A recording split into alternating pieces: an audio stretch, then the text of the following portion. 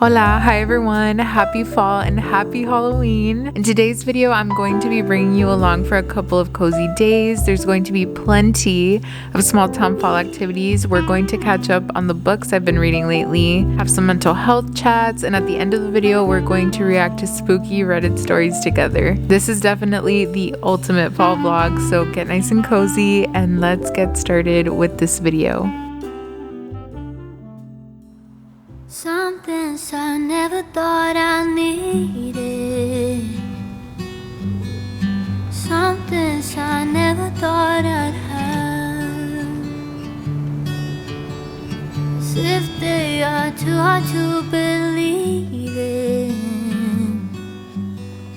The moment I ever called them mine, I knew exactly what I was calling. I knew exactly what to say. There will be nothing to get over if I just let it slip away. So I guess I'll try. Yet another close call from my eyes.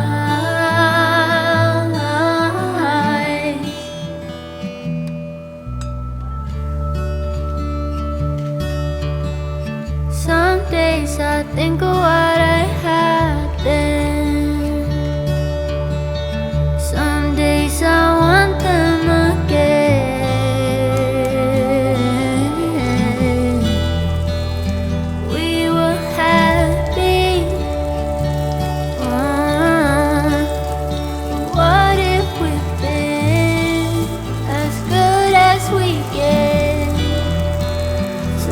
Guess I'll try. I can never hold down. Heard it was a close one. You have this back. Waste my time.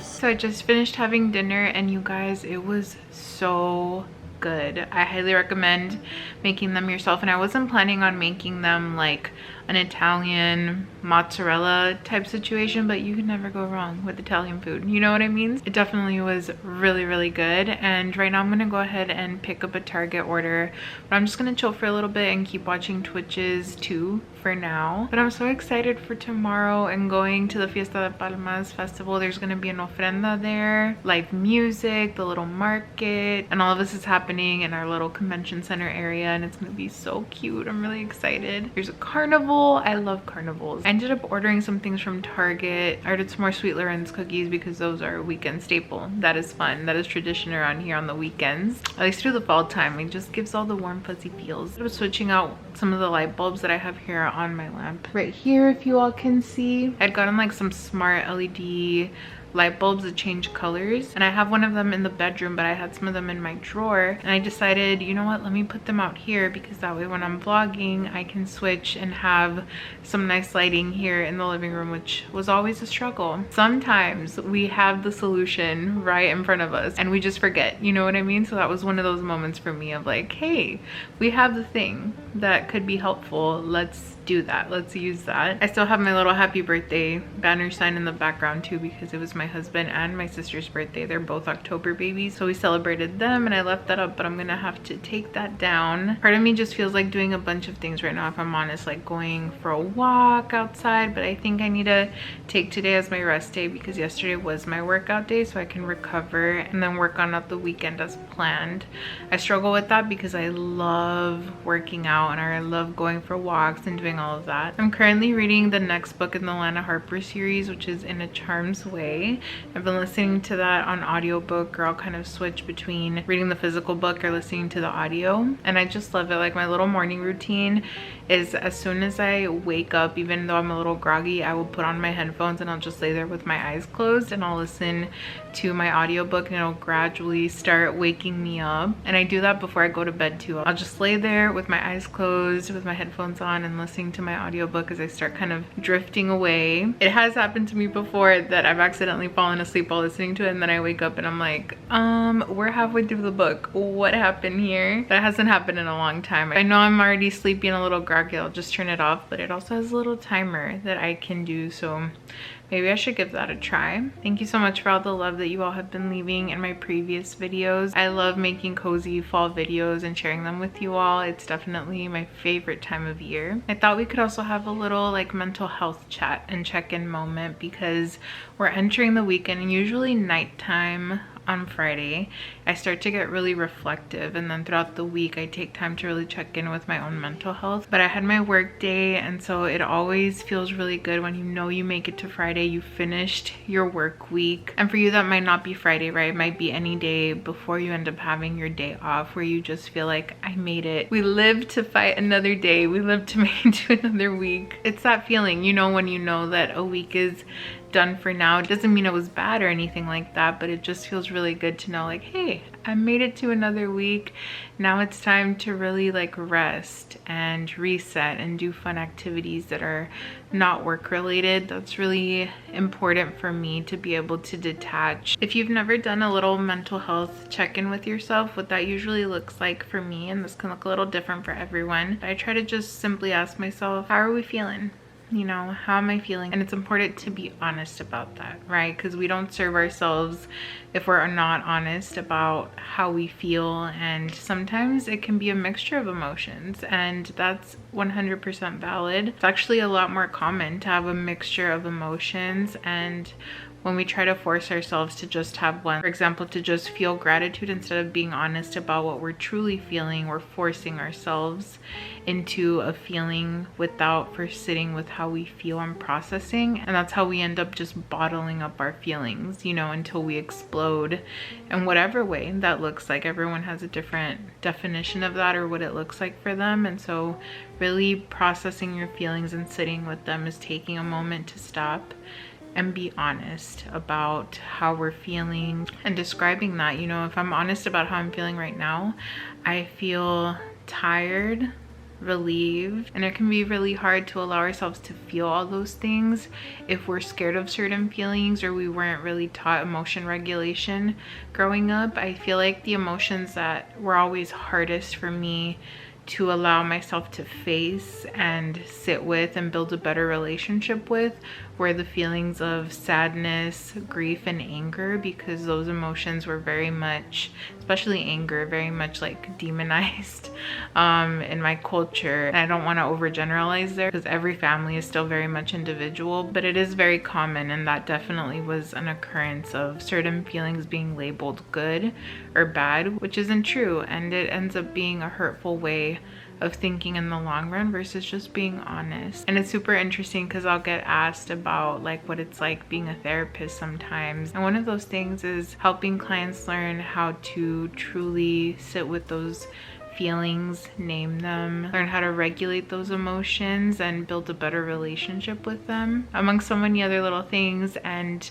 something that was really important in my grad school program and that was really emphasized is being able to put yourself in the vulnerable and uncomfortable position that you are meeting your clients with, because if you yourself don't learn how to sit with and regulate those emotions, it's really shitty to be in the position of trying to help others do it. And you might even be uncomfortable in holding space for certain emotions with clients. And so one of the emotions that was extremely difficult for me to regulate myself and to sit with is the feeling of grief. Anger, sadness, of course, but grief was the toughest one for me because of the losses that I've had in my life. And so when it comes up in therapy, it takes a different level of emotion out of me, and I still love it. I still love it, but I've had to learn to develop a different relationship with that emotion and with other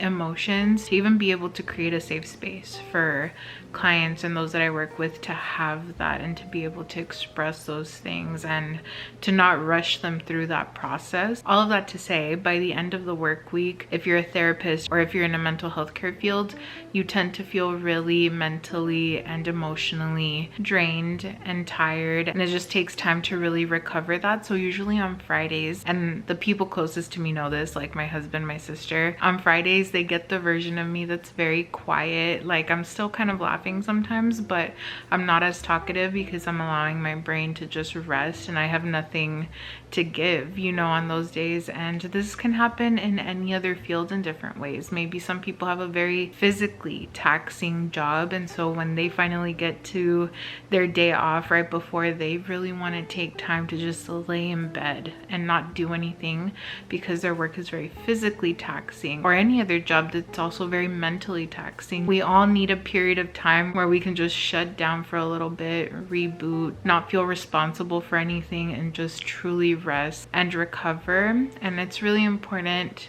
for the people in our support system to understand that, and for us to understand that of others as well. It should be mutual. So this is your little encouragement moment to remember that if the people around you aren't supportive of that, that is a them thing that they need to work through, and that is not your fault. You are very deserving of having some pockets of just full on rest, whether it be mental, physical, emotional, spiritual, the whole shebang, all of it, one of them or all of them. We all need that. That is my little mental health chat and reflections. My husband and my sister laugh because they're like, you're such a Virgo. At nighttime, I have like my deepest thoughts and my deepest reflections. I'm just like super existential and like having these really deep thoughts. And I don't tend to vlog in the evenings anymore. I don't think since I've lived in my previous apartment. So this is actually really nice, you guys. It's like when you catch up with a friend that you haven't seen in forever, and then you just hang out and you're like, oh my gosh, I miss this so much. This is so nice. That's how I feel right now, picking up the camera at nighttime and having little chats together. If there's any part of this that you relate to, definitely leave it down in the comment section or share your thoughts. I would love to hear them. I'm gonna go ahead and head out to Target now and pick up my order.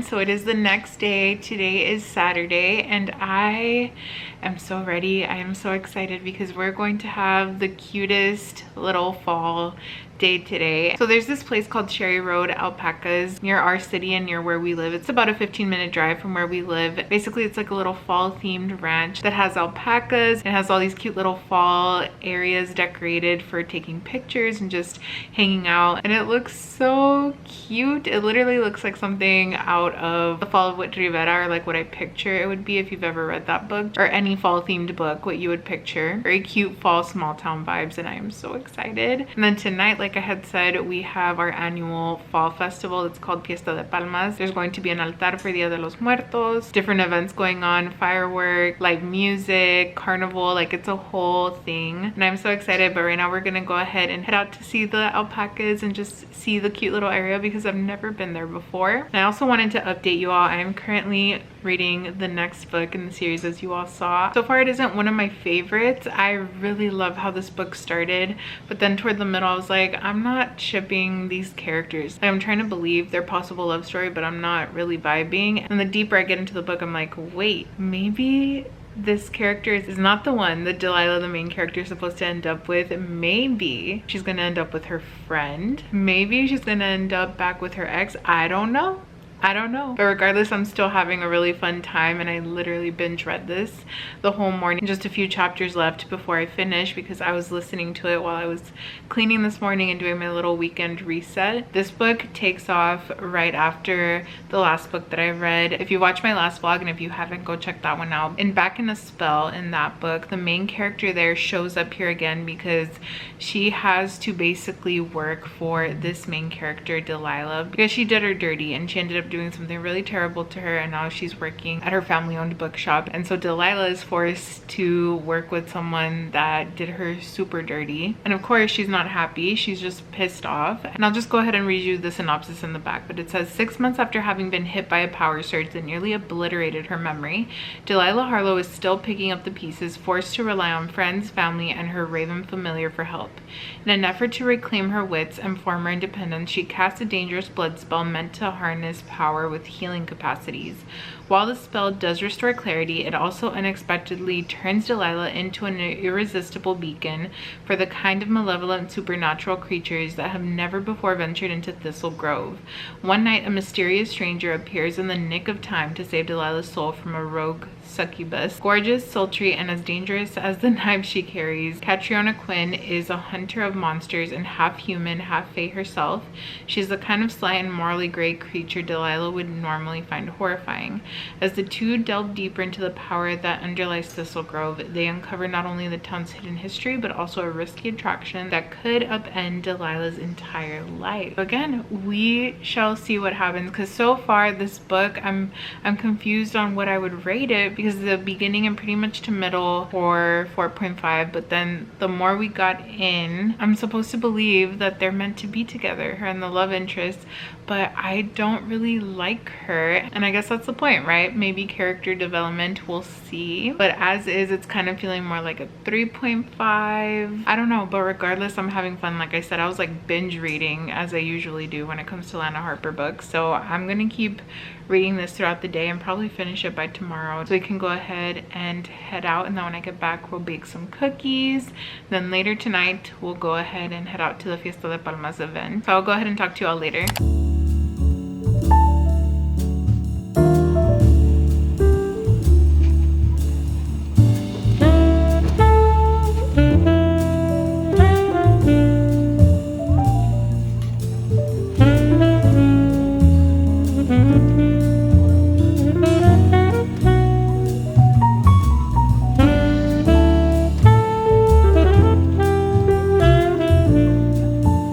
It looks so cute.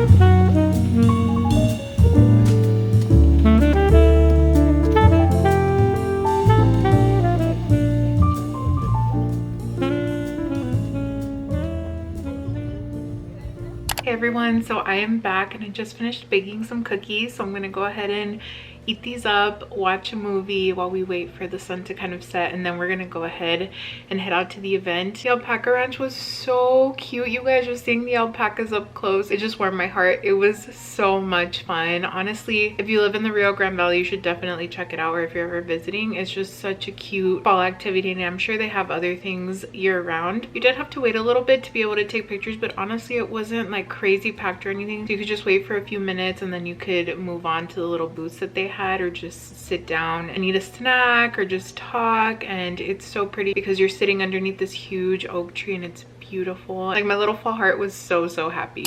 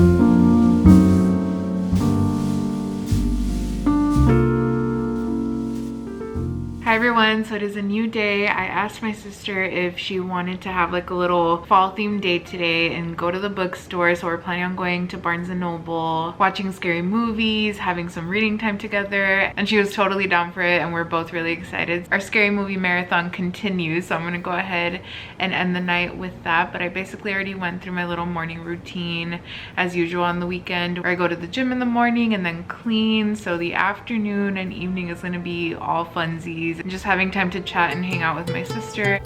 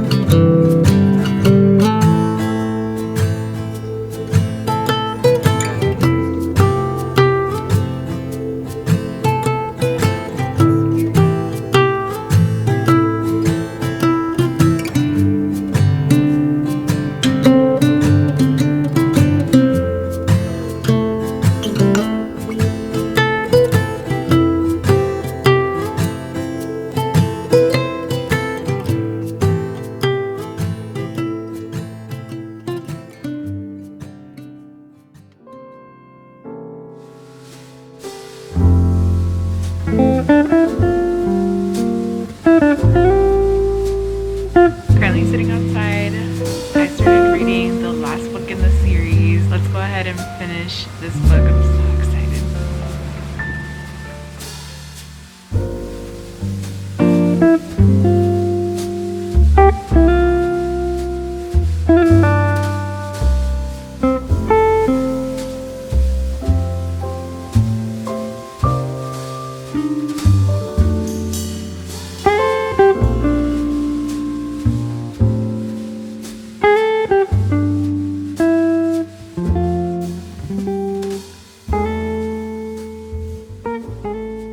Happy Halloween, everyone. We made it to the end of the video, so the rest of this video is going to be pretty chatty. I finished reading the Witches of Thistle Grove series by Lana Harper, and I'm so excited and also really sad because I ended up finishing it, which means it's over, but it was so fun. The 2 books that you all saw me reading in this vlog were the last 2 books in the series, and I finished them. I'm going to be doing a little book haul for you all of the books that I ended up getting at Barnes & Noble when I went with my sister the other day that you all saw in this vlog. And we're also going to be reacting to spooky and scary stories from Reddit together. I love scary ghost stories, so if that's not your thing, don't worry, I'm going to leave it till the very end of the video and I'll let you know when we're going to do that. So definitely feel free to click off of the video. This vlog has just brought so much joy to my heart, like just rewatching and editing everything, seeing all the fun fall activities that I got to do, because there was a time in my life when I was in undergrad and grad school where I really didn't do things like that at all. My life was all about just work and school. Those were the priorities, versus there's different priorities now in my life. Work, yes, still is a priority, but I've also prioritized my own health, having self-care activities, making sure I'm taking care of my physical and mental health. And so being able to go out into my community and plan like fun things to do is very different. And so I just want to give you all some encouragement, regardless of what season in life you find yourself, whether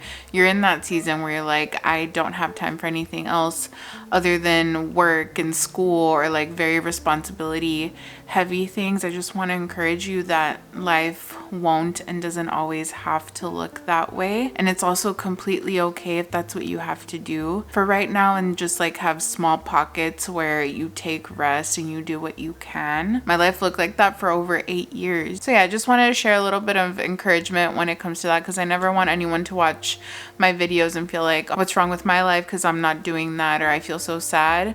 When I was at a point in my life where I had to work really hard and I didn't have a lot of time like I do now to be able to really like schedule those things in, I could still have little pockets, just not the same as I do now. I really found it encouraging to watch other people's videos who were out doing things like this, because I was at least able to watch and enjoy and have entertainment, especially because physically and mentally I was so tired that it was just nice to lay in bed and watch a video and get inspired and just think like, one day I can do something like that, or I can gradually work toward taking care of myself, or going out and doing fun fall activities. Or some people might find themselves in the position where they can't leave their home for like medical reasons or different issues. And so I hope my videos serve as a little bit of comfort and entertainment. That's really why I love having this channel, because this community was huge for me when I was in grad school. You all were so encouraging to me and became this really safe space for me. And the internet isn't always kind or safe, but for the most part, so many of you were that and always really encouraged me when I was in grad school. And so many of you just gave me life during those really tough moments of my life, and that's why I love continuing to come back to this channel when I can and make videos and share that with you all, because I care about y'all so much. And if you've been around for that long, isn't it crazy and wild how different life is compared to like my early 20s when I started this YouTube channel? Like, it's so wild. And I know I don't make like dedicated just plant videos anymore. I've changed, you know, for the better, little by little, gotten more interest in things that I enjoy, and I appreciate those of you who have just come along for that ride and have let me just geek out over all the things that I love and enjoy. Thank you so much for being here. And anyways, back to the topic. So I finished these books. So hands down, my favorite books in the whole 5-book series are definitely like the first 2 books, these right here. And then the last book is also my favorite. That doesn't mean I didn't like the other books, but something about those first 2 books, they will be rereads for me at some point because everything about them, I just really love those books. This book was so special because so many of those characters came back at the end. They all kind of end up together to fight this big threat that brings all of the witch families together. And I talked a little bit about Ivy, who is in this other book, and the whole time you're just really rooting for Ivy to get her love story because she's that person who tries to be kind still with her exes even though they don't deserve it, and she's learning to set those boundaries and really understand that she doesn't owe them that. And even though Ivy's not the main character in this and she's more of the love interest, you're truly just rooting for her. This story brought tears to my eyes because it was very much a redemption story for the kind of character, kind of morally gray, complicated past, hasn't fully healed from the things that they need to heal from, is unintentionally hurting and ghosting others because she hasn't healed herself, and you're coming along for this ride. I really did cry for this character because is that not what we want for everyone who really had like a tough childhood or a tough past, for them to be able to really heal through that and work on that and work on themselves so they can be a healthy, safe space for themselves and for anyone that they choose to be in that space with them, whether it be in a romantic relationship or even just like family relationships, friendships, what have you. And so Dasha is the main character in this, and you're just like reading, you're like, no, Dasha, why? You know, like you're reading, you're like, please, no, don't do that to Ivy again. Like, don't do that. But Dasha definitely is that character who one day gets her shit together and she's like, I have people in my life who really care about me genuinely. For the people that I really do care about and for myself, I need to gradually step into a healthier place. So Dasha and Ivy just had me in tears, had me crying. I was really happy for them. And I've talked enough about this series if you've watched my previous videos, but I'm just so happy that I finished it, and it's time to move on to other fall books, which, speaking of, y'all remember the other book haul I did, right? So like this is the continuation to that because I ended up going to Barnes & Noble again. As you all saw, I ended up picking up 3 books. Do these colors not scream fall? My mind wants to stay here. It's giving Gilmore Girls, and I'm happy with that. So the first book that I want to share with you all is called Lining in Her Hands by Raquel Vasquez Gilliland. And so this book is the second in the series. I read Witch of Wild Things last year with you all. This is another one of my favorite authors because she wrote How Moon Fuentes Fell in Love with the Universe. I cannot imagine my life without reading that book. That book was like the first book that I read with a Mexican character who I felt really close to because of some of the experiences that she had. Not all of them, but some of them, and how she felt. I just rooted for her so much. That just hits. It's forever my baby angel. I love that book so much. And so that author stepped into adult romance, and so this is the second book in the series. I'm gonna be honest, like this story is another like Dasha type character. This is one of the sisters, and I really didn't like the sister. Like if this was a person that I met out in real life, I'd be like, I don't like you. I don't want to be friends. I don't want to have anything to do with you. You're just not even trying to be a kind person. You're hurting the people around you. And I understand that you've been through shit, but y'all need to get the care that you need because you're over here just like hurting each other. So this love story, and I'm sure it's deeper than that because Raquel Vasquez's books tend to really be deeper, is Teal. Teal is getting her love story, and even though I was adamant that I was like, I don't know if I can read this, I'm also hoping that she has a Dasha type moment, a really big character development, kind of like Steve in Stranger Things. I hope that she has that moment and really learns to appreciate the people in her life that are caring and that are loving towards her. And there's a really fine line, right? Because some people, they might appear toxic, if you want to label it that way. They might appear to be, but they're just like surrounded by a bunch of like toxic people in their family or with people around them. They're just constantly gaslit. So it's like a very fine line, and Teal just happens to be the character that's on the other side of that, where she's had a little bit of both, you know. So my girl is probably confused as hell, and for that reason I still want to read the second book because I want her to heal, you know. I want better for her. So yeah, mixed feelings, but overall really excited to read this, just to be back in this author's writing. She writes so poetically and lyrically and beautifully, and I love it so much. The next book that I ended up getting is the Pumpkin Spice Cafe. This book has been everywhere. It gives Gilmore Girl vibes with some spice, even though the cover doesn't show it, and I'm here for that. I'm here for a little Hallmarky type book. The back even says a small town spicy romance, so I'm excited. I'm not talking too much about the books, that way I can talk about them when I actually read them with you all, but the last book that I ended up getting is best hex ever. I could just live in these fall covers. They're so beautiful. The back says, a spicy spellbinding debut that is as swoony as it is sweet. This book is a cottagecore rom-com of magical proportions. Give me all the cozy fall witchy books. I'm here for it. So that is a little book haul. So now to end the video, you and me, we are going to react to some Reddit spooky stories together. And if that's not your thing, I completely understand. That's okay. I will catch you in my next video. But if you are the friend who wants to stay for the spooky scary stories, get nice and cozy because we're gonna be reacting to some of these together. And I truly only continue to do this because you all remind me every year. You're like, are you gonna do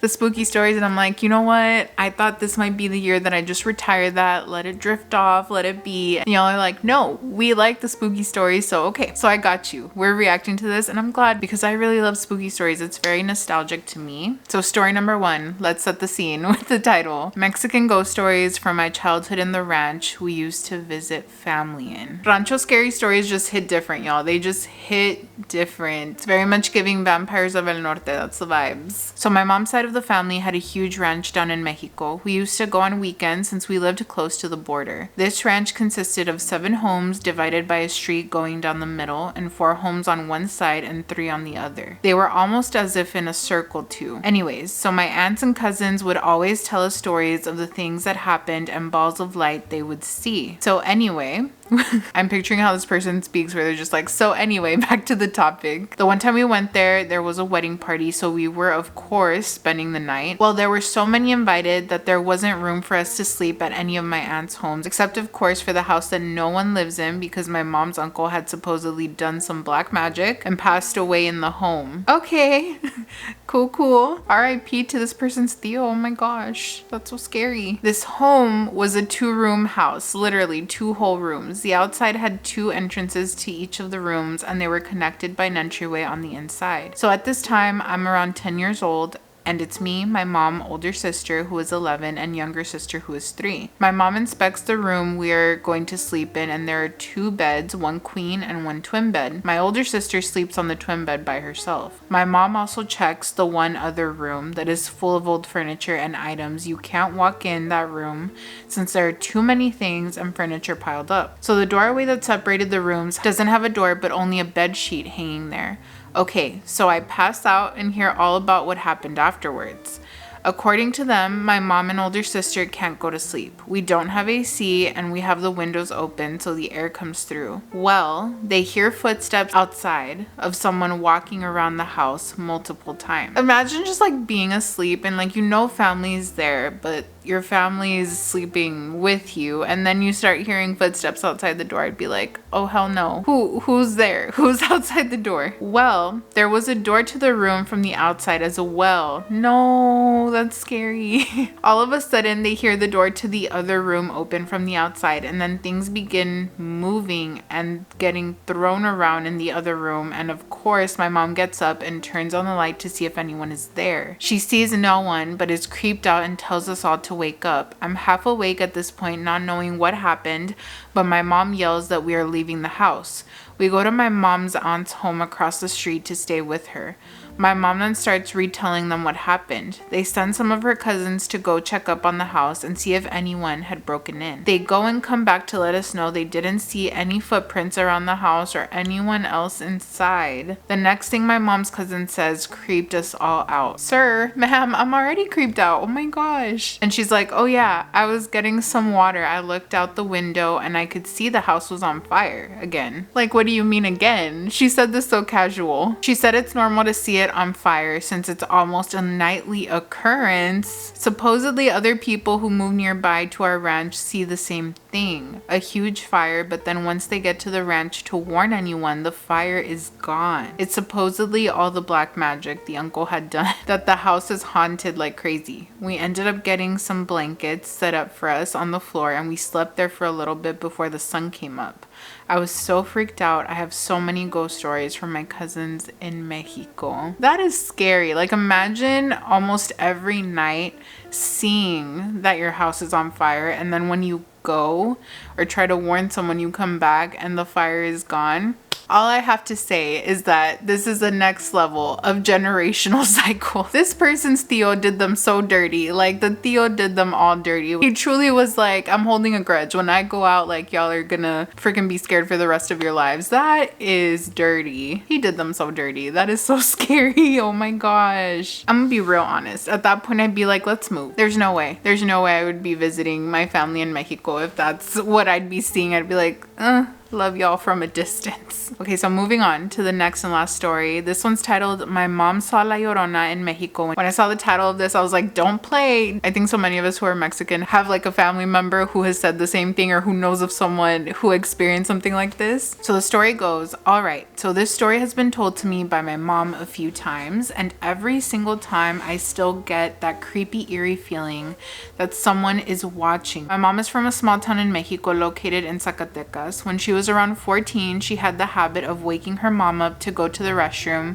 since it was an older home and the restroom was located outside. My mom tells me that it was around 3 a.m. when she woke up and felt the need to use the restroom urgently. So she began calling out for her mom. After a while of her mom not responding, she began getting agitated and started screaming. At this point, my mom turns around and at the foot of her bed, she sees her mom standing there. She was wearing a white robe but had a very bleak expression on her face and both of her arms were extended. My mom said that she suddenly felt extremely cold and a huge sense of dread. She had never seen her mom wear a white robe. That's when she looked down and saw her mom's feet weren't touching the floor. No. At that moment, she screamed, yeah, of course, and quickly threw the covers over her head. Her mom, wearing something completely different, runs in to find my mom shaking in her bed. Nobody believed my mom. Everyone told her it was a dream. Until a few days later, there was a power outage. During this, my mom and a few of her siblings with her parents all decided to sleep in the living room. At around the same time at 3 a.m., they heard the same undeniable wails of La Llorona down their street. None of them slept that night. The creepier part is that if you go down this thread, there's all of these other people who have a similar story of a family member who's let them know like, hey, I also saw La Llorona. And listen, I don't play with that. That is so scary. Now, as a therapist, if we want to get grounded in reality for a second, right, I'd be like, okay, let's go see our friendly family therapist and just check in, you know. But if we're talking funsies, oh my goodness. But what did you all think of those stories? There's something about reading those Reddit stories and seeing how people write. Some people write the way that they speak, and that's super interesting to me. I do tend to try to pick out like scary stories from Mexico because it just feels so nostalgic to me of just being around my abuela, my tia, and my mom, and just like hearing their scary stories when I was younger, or hearing my primo's scary stories. Like something about that is just so nostalgic to me. But that is it for this video, everyone. I really hope you all have a nice cozy evening, and when you watch this, it'll probably be Halloween already. My mind still wants to stay here, even though part of me is still like, okay, it's like Christmas Nochebuena time to get ready for that, but I just want to linger a little bit longer in fall time. Thank you all so much for watching this video. I really hope you enjoyed it. Also, please don't forget to vote if you haven't already, please. The real scary stories are the ones that we're living in Texas when it comes to our government. I said what I said. I said what I said. And in the whole of the United States. Stay nice and cozy, everyone, and I will go ahead and see you in my next video. Bye.